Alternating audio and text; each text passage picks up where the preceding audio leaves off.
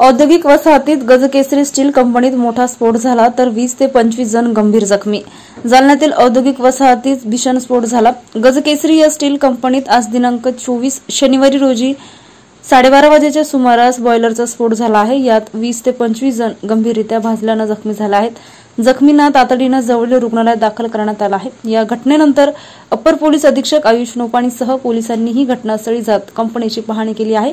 मात्र अद्याप याबाबत अधिकृत माहिती प्रशासनाच्या वतीने दिली गेली नाहीये।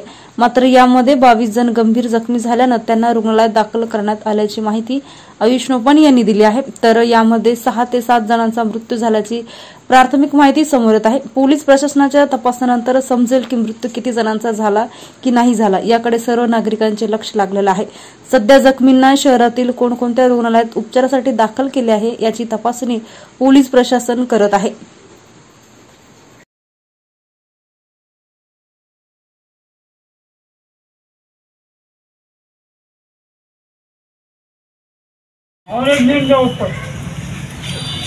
तुम्ही जाता दोघं वरती दोघं